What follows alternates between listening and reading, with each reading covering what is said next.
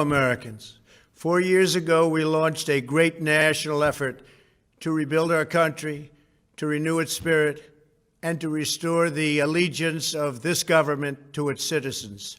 In short, we embarked on a mission to make America great again for all Americans.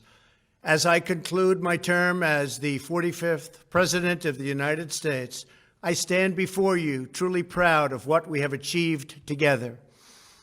We did what we came here to do, and so much more. This week, we inaugurate a new administration and pray for its success in keeping America safe and prosperous. We extend our best wishes, and we also want them to have luck, a very important word. I'd like to begin by thanking just a few of the amazing people who made our remarkable journey possible. First, let me express my overwhelming gratitude for the love and support of our spectacular First Lady, Melania. Let me also share my deepest appreciation to my daughter Ivanka, my son-in-law Jared, and to Barron, Don, Eric, Tiffany, and Lara. You fill my world with light and with joy. I also want to thank Vice President Mike Pence, his wonderful wife Karen, and the entire Pence family. Thank you as well to my Chief of Staff, Mark Meadows, the dedicated members of the White House staff, and the Cabinet, and all of the incredible people across our administration who poured out their heart and soul to fight for America. I also want to take a moment to thank a truly exceptional group of people, the United States Secret Service. My family and I will forever be in your debt. My profound gratitude as well to everyone in the White House Military Office, the teams of Marine One and Air Force One, every member of the armed forces, and state and local law enforcement all across our country. Most of all, I want to thank the American people. To serve as your president has been an honor beyond description. Thank you for this extraordinary privilege, and that's what it is, a great privilege and a great honor. We must never forget that while Americans will always have our disagreements, we are a nation of incredible, decent, faithful, and peace-loving citizens who all want our country to thrive and flourish and be very, very successful and good. We are a truly magnificent nation. All Americans were horrified by the assault on our Capitol. Political violence is an attack on everything we cherish as Americans. It can never be tolerated. Now more than ever, we must unify around our shared values and rise above the partisan rancor and forge our common destiny. 4 years ago, I came to Washington as the only true outsider ever to win the presidency. I had not spent my career as a politician, but as a builder looking at open skylines and imagining infinite possibilities. I ran for president because I knew there were towering new summits for America just waiting to be scaled. I knew the potential for our nation was boundless as long as we put America first. So I left behind my former life and stepped into a very difficult arena, but an arena nevertheless with all sorts of potential if properly done. America had given me so much, and I wanted to give something back. Together with millions of hardworking patriots across this land, we built the greatest political movement in the history of our country. We also built the greatest economy in the history of the world. It was about America first because we all wanted to make America great again. We restored the principle that a nation exists to serve its citizens. Our agenda was not about right or left. It wasn't about Republican or Democrat, but about the good of a nation, and that means the whole nation. With the support and prayers of the American people, we achieved more than anyone thought possible. Nobody thought we could even come close. We passed the largest package of tax cuts and reforms in American history. We slashed more job-killing regulations than any administration had ever done before. We fixed our broken trade deals, withdrew from the horrible Trans-Pacific Partnership and the impossible Paris Climate Accord, renegotiated the one-sided South Korea deal, and we replaced NAFTA with the groundbreaking USMCA. That's Mexico and Canada, a deal that's worked out very, very well. Also, and very importantly, we imposed historic and monumental tariffs on China, made a great new deal with China. But before the ink was even dry, we and the whole world got hit with the China virus. Our trade relationship was rapidly changing. Billions and billions of dollars were pouring into the U.S., but the virus forced us to go in a different direction. The whole world suffered, but America outperformed other countries economically because of our incredible economy and the economy that we built. Without the foundations and footings, it wouldn't have worked out this way. We wouldn't have some of the best numbers we've ever had. We also unlocked our energy resources and became the world's #1 producer of oil and natural gas, by far. Powered by these policies, we built the greatest economy in the history of the world. We reignited America's job creation and achieved record low unemployment for African Americans, Hispanic Americans, Asian Americans, women, almost everyone. Income soared, wages boomed, the American dream was restored, and millions were lifted from poverty in just a few short years. It was a miracle. The stock market set one record after another, with 148 stock market highs during this short period of time, and boosted the retirements and pensions of hardworking citizens all across our nation. 401ks are at a level they've never been at before. We've never seen numbers like we've seen, and that's before the pandemic and after the pandemic. We rebuilt the American manufacturing base, opened up thousands of new factories, and brought back the beautiful phrase, made in the USA. To make life better for working families, we doubled the child tax credit and signed the largest ever expansion of funding for child care and development. We joined with the private sector to secure commitments to train more than 16 million American workers for the jobs of tomorrow.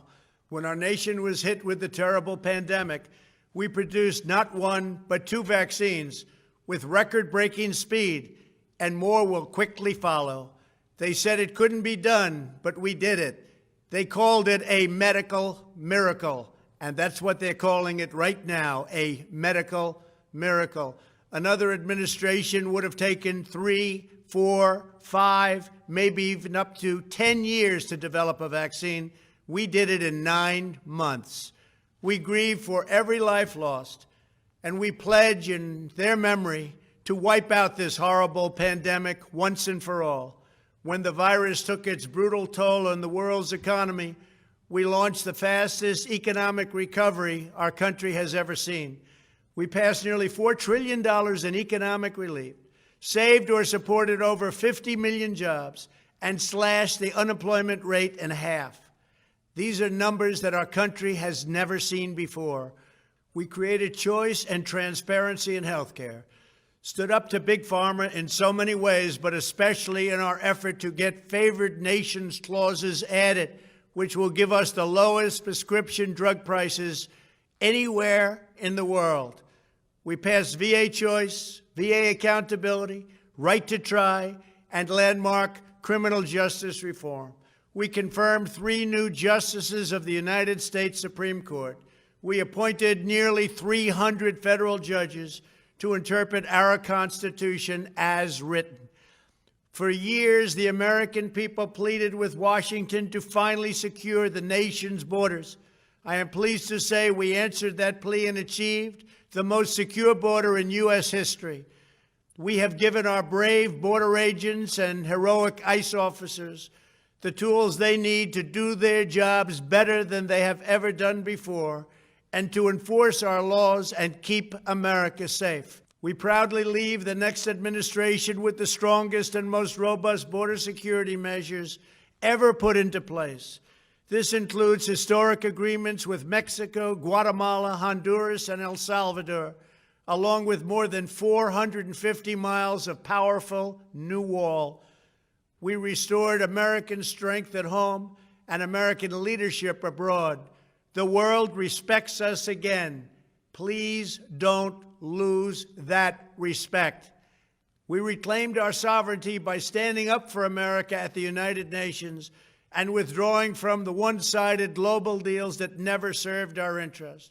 And NATO countries are now paying hundreds of billions of dollars more than when I arrived just a few years ago. It was very unfair.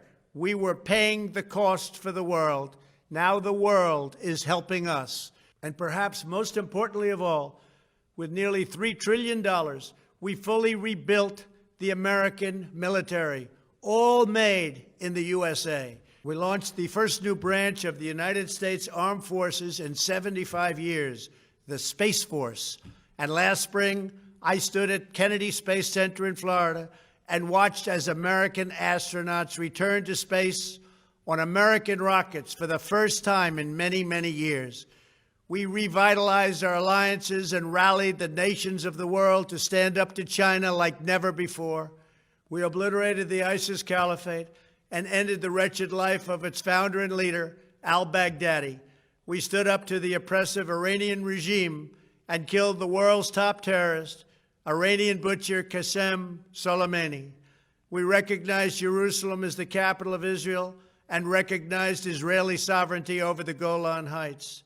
As a result of our bold diplomacy and principled realism, we achieved a series of historic peace deals in the Middle East. Nobody believed it could happen. The Abraham Accords opened the doors to a future of peace and harmony, not violence and bloodshed. It is the dawn of a new Middle East, and we are bringing our soldiers home. I am especially proud to be the first president in decades who has started no new wars. Above all, we have reasserted the sacred idea that in America, the government answers to the people. Our guiding light, our North Star, our unwavering conviction has been that we are here to serve the noble, everyday citizens of America. Our allegiance is not to the special interests, corporations, or global entities. It's to our children, our citizens, and to our nation itself. As president, my top priority, my constant concern, has always been the best interests of American workers and American families. I did not seek the easiest course. By far, it was actually the most difficult. I did not seek the path that would get the least criticism. I took on the tough battles, the hardest fights, the most difficult choices, because that's what you elected me to do. Your needs were my first and last unyielding focus. This, I hope, will be our greatest legacy. Together, we put the American people back in charge of our country. We restored self-government. We restored the idea that in America, no one is forgotten because everyone matters and everyone has a voice. We fought for the principle that every citizen is entitled to equal dignity, equal treatment, and equal rights, because we are all made equal by God. Everyone is entitled to be treated with respect, to have their voice heard, and to have their government listen. You are loyal to your country, and my administration was always loyal to you. We worked to build a country in which every citizen could find a great job and support their wonderful families. We fought for the communities where every American could be safe and schools where every child could learn. We promoted a culture where our laws would be upheld, our heroes honored, our history preserved, and law-abiding citizens are never taken for granted. Americans should take tremendous satisfaction in all that we have achieved together. It's incredible. Now, as I leave the White House, I have been reflecting on the dangers that threaten the priceless inheritance we all share. As the world's most powerful nation, America faces constant threats and challenges from abroad. But the greatest danger we face is a loss of confidence in ourselves, a loss of confidence in our national greatness. A nation is only as strong as its spirit. We are only as dynamic as our pride. We are only as vibrant as the faith that beats in the hearts of our people. No nation can long thrive that loses faith in its own values, history, and heroes, for these are the very sources of our unity and our vitality. What has always allowed America to prevail and triumph over the great challenges of the past has been an unyielding and unashamed conviction in the nobility of our country and its unique purpose in history. We must never lose this conviction. We must never forsake our belief in America. The key to national greatness lies in sustaining and instilling our shared national identity. That means focusing on what we have in common, the heritage that we all share. At the center of this heritage is also a robust belief in free expression, free speech, and open debate. Only if we forget who we are and how we got here could we ever allow political censorship and blacklisting to take place in America. It's not even thinkable. Shutting down free and open debate violates our core values and most enduring traditions. In America, we don't insist on absolute conformity or enforce rigid orthodoxies and punitive speech codes. We just don't do that. America is not a timid nation of tame souls who need to be sheltered and protected from those with whom we disagree. That's not who we are. It will never be who we are. For nearly 250 years, in the face of every challenge, Americans have always summoned our unmatched courage, confidence, and fierce independence. These are the miraculous traits that once led millions of everyday citizens to set out across a wild continent and carve out a new life in the Great West. It was the same profound love of our God-given freedom that willed our soldiers into battle and our astronauts into space. As I think back on the past 4 years, one image rises in my mind above all others. Whenever I traveled all along the motorcade route, there were thousands and thousands of people. They came out with their families so that they could stand as we passed and proudly wave our great American flag. It never failed to deeply move me. I knew that they did not just come out to show their support of me. They came out to show me their support and love for our country. This is a republic of proud citizens who are united by our common conviction that America is the greatest nation in all of history. We are and must always be a land of hope, of light, and of glory to all the world. This is the precious inheritance that we must safeguard at every single turn. For the past 4 years, I have worked to do just that. From a great hall of Muslim leaders in Riyadh to a great square of Polish people in Warsaw, from the floor of the Korean Assembly to the podium at the United Nations General Assembly, and from the Forbidden City in Beijing to the shadow of Mount Rushmore, I fought for you, I fought for your family, I fought for our country. Above all, I fought for America and all it stands for, and that is safe, strong, proud, and free. Now, as I prepare to hand power over to a new administration at noon on Wednesday, I want you to know that the movement we started is only just beginning. There's never been anything like it. The belief that a nation must serve its citizens will not dwindle, but instead only grow stronger by the day. As long as the American people hold in their hearts deep and devoted love of country, then there is nothing that this nation cannot achieve. Our communities will flourish, our people will be prosperous, our traditions will be cherished, our faith will be strong, and our future will be brighter than ever before.